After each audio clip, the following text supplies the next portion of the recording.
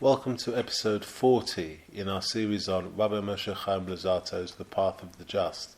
And we're up to chapter 24, which deals with the fear of sin. And this is a very important chapter, a very important subject, because we must understand that I think in life you have to view your progression. If you do put your mind to character refinement and character development and kind of purifying your soul, you have to imagine that life is like progressing up or climbing a ladder, this metaphysical ladder, and all of these different steps, piety, fear of sin, these are all advancements towards that goal. And I like to imagine that if you sin, it's almost like this is a game of snakes and ladders.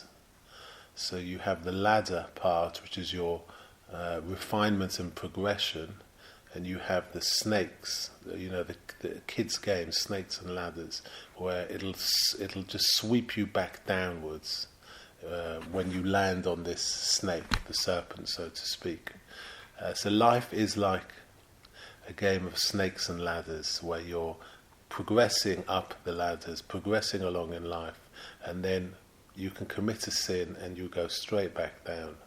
So what I think is, before we start, my observations are that perhaps when you take it upon yourself to be a servant of God and you want to climb this metaphysical ladder, God will be patient with you and He will be understanding with you, and He doesn't force your progression upwards.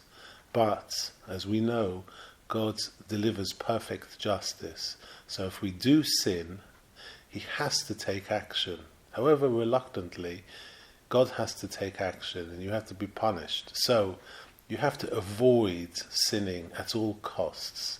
And the way to avoid sinning, I imagine, is the fear of sin, instilling this dread of going down this kind of the snake, snakes and ladders, landing on the snake, committing a sin, regressing, because it's the kind of the law. You have to go back. You have to drop down. There's no other option. If you sin, that's the consequence, and then you have to make all the effort again to rebuild your levels or madrega, and that takes tremendous effort. So to avoid stepping on the serpent's head, so to speak, in this game of snakes and ladders, we have to cultivate a fear of sinning to avoid it in the beginning.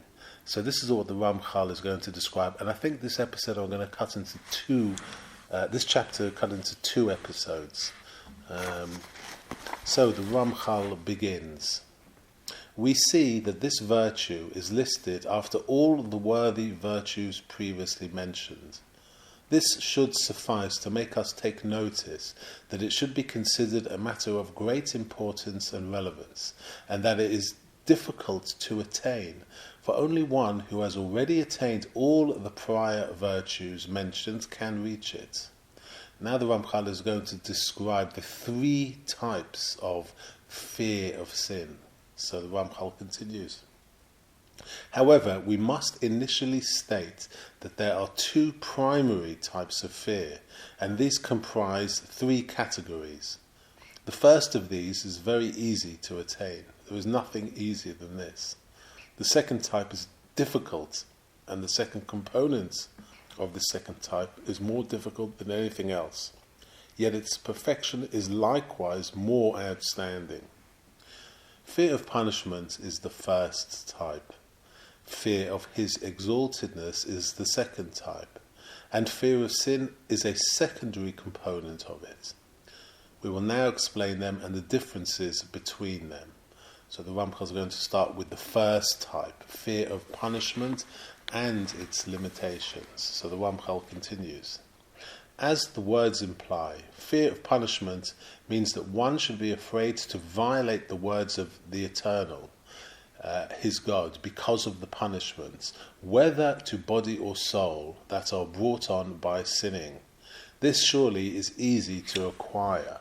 Every person loves himself and fears for his soul, and there is nothing more effective in preventing a person from doing something than the fear that harm might come to himself.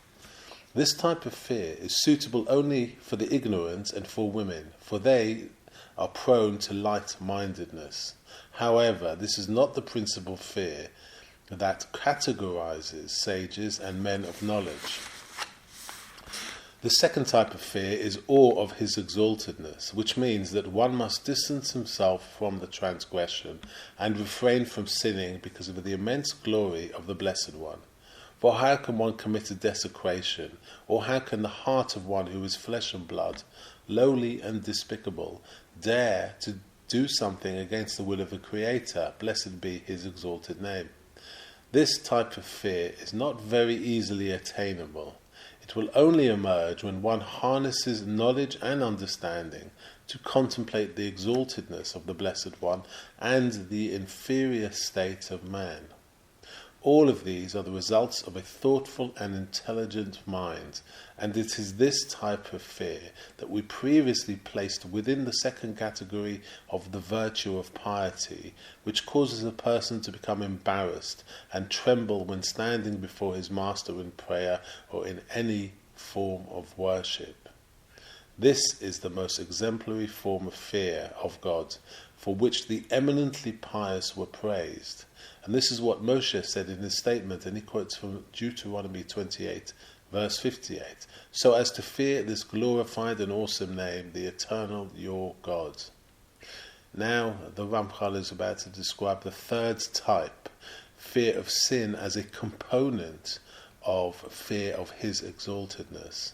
So the Ramchal continues, the type of fear that we are presently defining, fear of sin, is, in one respect, part of the aforementioned fear of his exaltedness, and in another is distinctly independent type of fear.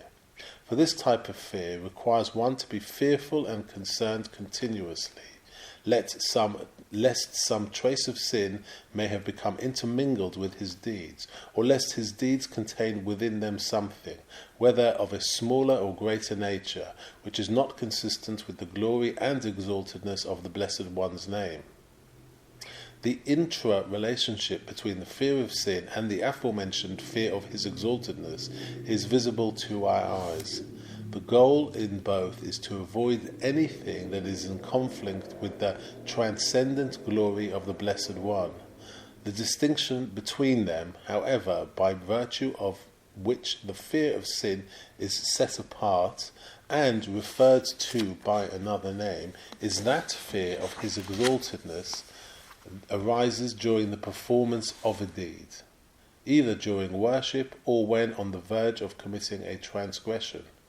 What this means is that fear of the Eternal's exaltedness manifests itself either when one is engaged in prayer or worship, for then he will be embarrassed and filled with shame, and he will shudder and tremble before the transcendent glory of the Blessed One, or when an opportunity for transgression presents itself and he recognizes it as a sin, he refrains from committing it so as not to do anything that is contrary to his glory, heaven forbid. So the Ramchal is teaching us to live in consonance with the ways of God.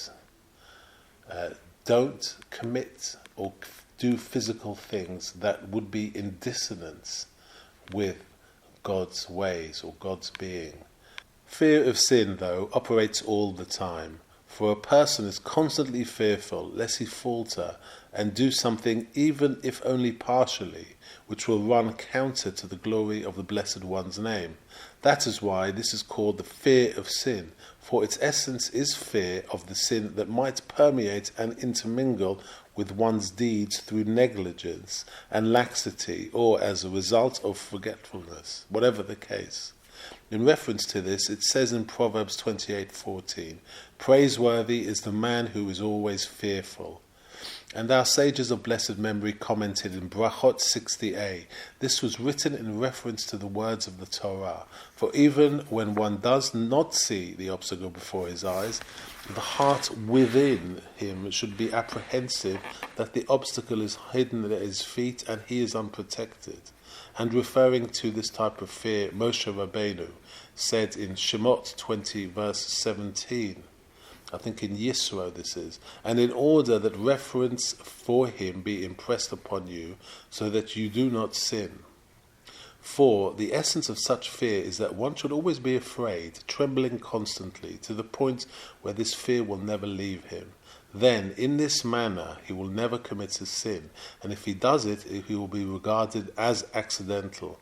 And Yeshayahu said in his prophecy, and he quotes from Yeshayahu 66 verse 2, and to such will I look, to the impoverished and to the crippled in spirit, and to the one who shudders at my words.